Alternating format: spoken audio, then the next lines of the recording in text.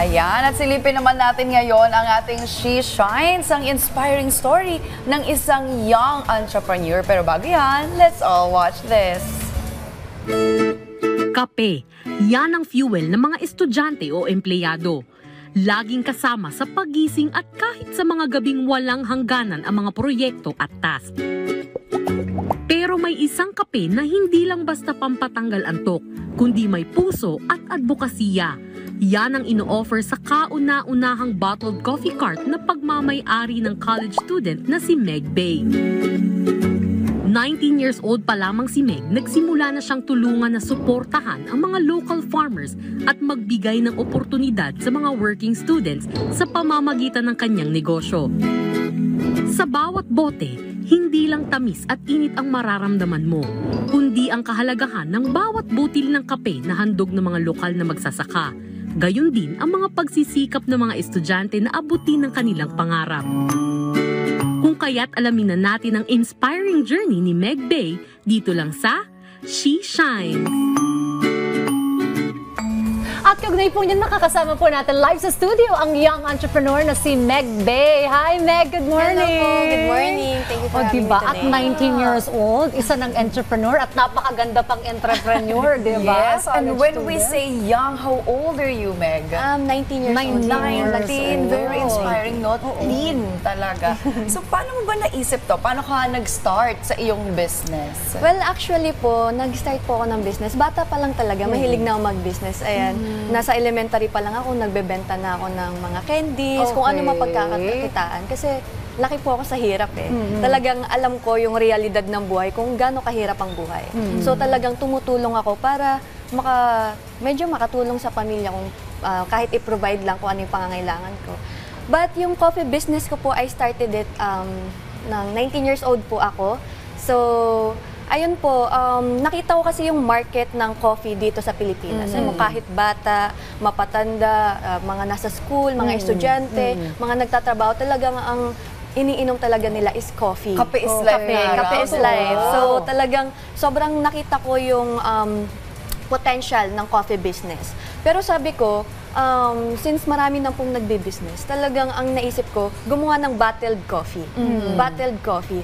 And then, bumalik po ako dun sa kung paano ako nag-start. Kasi nag-start po ako na naglalako ako. Naglalako ako sa loob ng classroom, naglalako ako sa school namin. Yan, benta-benta sa prof, benta-benta sa mga klase. Tapos, pupunta ako sa MOA, naglalako.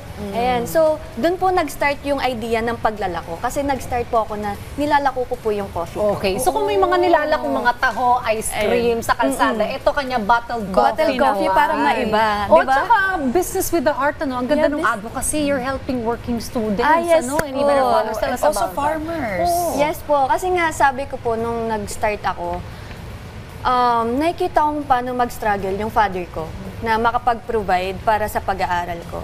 So, doon po bumalik ako sa inspirasyon ko ulit na may kita ko na ganito kahirap yung buhay. So, yung tatay ko, negosyante, tas isa na lang ako nag-aaral, nahirapan pa rin siyang i-provide. So, ganun kahirap po yung buhay ngayon. So, ngayon naisip ko na ano pa yung pamilya na may 4 na anak, 3 college, and mga magkakapatid. So, naisip ko na why gumawa po ako ng something unique out of coffee na makakatulong sa mga estudyante. So far, may mga working students po ako and also Mga classmates mo ba yan? Ay, hindi po. From Nag-hire po ako. different schools. So, meron Okay. kaming iba't ibang school po. Ayan. So, iba't ibang university.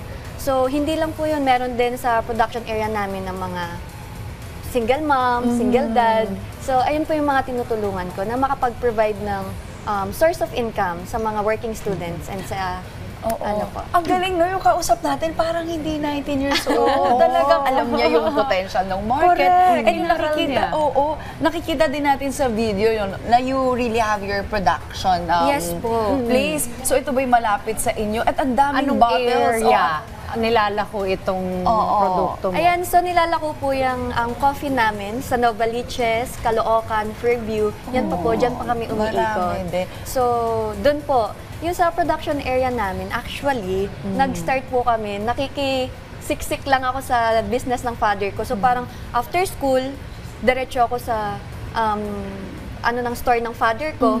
And then, mag-start po ako 10 p.m. hanggang alas 4 ng madaling araw na mag-formulate ng coffee. Ang galing. Okay. Ang daming bottles in a day. Mga ilang bottles yung napapack ninyo? 3,000 po. 3,000. And how many employees you have? So far, mga working students ko po is 25 and turning 30 this Ang Sunday. dami. So, talagang ginugol ko po na mas makapagbigay pa ng opportunity po sa mga working students. So, ginugol ko po na at least maka 100 this year. Siyempre, sobrang ganun po yung goal ko and yung vision ko na makapagbigay ng trabaho sa mga working student to support their study po. Okay. Coffee lover ka?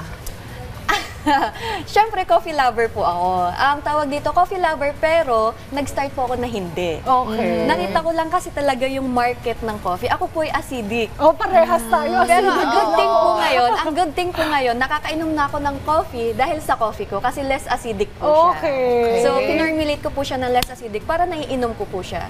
Pero during the process of formulation po, talagang natagalan ako kasi acidic po ako. So you've tested it for, yourself? Yes, pinormulate ko po. And isa pa po, ang gamit ko na coffee beans is local coffee beans. Saan ka nagsusource? So, meron po ako sa Cordillera and Baguio. So, may direct supplier po tayo doon. Kasi isa pa, aside from helping working students, gusto ko po, isa sa pinaka-main advocacy ko po is mapakilala ang local products natin, yung local na kape natin, which is yun, nanggagaling sa ating mga magsasaka po. So, hindi lang estudyante, talagang pati mga magsasaka, may kinabang po. Ayan. Sana yung matikman natin itong kape Kaya na ito. nga, kape Iced coffee. And also, Ano? nakikita ko rin, meron ka rin color green. Is it matcha? Matcha, So, sobrang, coffee yan po matcha. yung ano namin, bestseller matcha. Ayan ang Sobrang paborito baliw na baliw ko. ang Ayan mga ang estudyante. paborito ni Miss Dayan. Anong mo, parang long-term goal mo for this? And how will you make it sustainable? Kasi ang ganda ng advocacy mo and it Okay seems profitable, nakakatulong ka sa iba. Siyempre, ang goal is to make it yung longevity, no, ng Yes po. business. Alright, so for my short-term goal, ayun nga, nabanggit ko po, gusto ko po before matapos ang year, maka 100 students po kami. From And mas- 25 or 30 to 100 students. Yes po.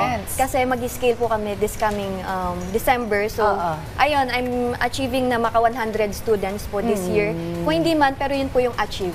In a goal po, 100 students. For a long-term goal naman po, syempre gusto kong lumabas yung produkto in a larger market po. Na gusto ko matikman ng lahat. At Commercial. talagang tangkilikin yung sarili nating produkto. Kasi coffee lover tayo, so talagang tangkilikin natin ang kaping Pinoy. Ayan. Magtatagumpay talaga itong si Oo, Meg na ito. napakagaling, no? Batang-bata Oo. pero entrepreneur niya. Kaya, no? lastly, ano na lang ba maipapayo mo no, sa mga kabataan dyan na gusto rin magnegosyo, pero paano nga ba magsimula?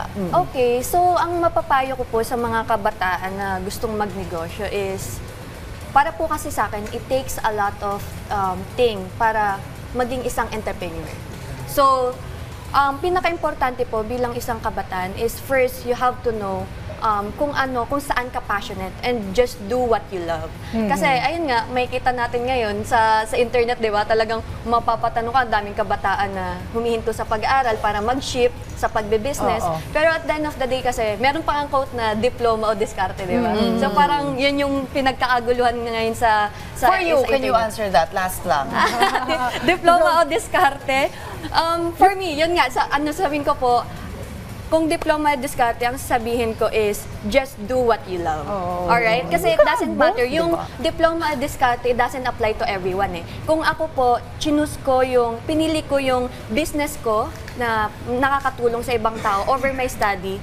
So it doesn't apply to everyone. Kasi syempre may mga kabataan din na pangarap maging doktor, maging teacher. So tapusin nyo yung study nyo and get that diploma. So the concept of diploma and diskarte po doesn't apply to everyone, but it will help you. Pero yun nga po, magiging advice ko is maging determined ka, passionate, and yung pagiging hardworking mo and also always focus on your goals po. Ayan. Tayo kaya ano pwede nating ilako? Ano? Nakapag-negosyo mag-start tayo ng ilako. Ayan. At magiging business partners na lang tayo itong kapeng ito. No? Well, maraming salamat and all the best. Good luck ha. Thank you po. Sa iyong Thank you for negosyo having ito. me. At Thank you. marami ka na-inspire ngayong umagang ito. Thank you. Thank you, Meg Bay.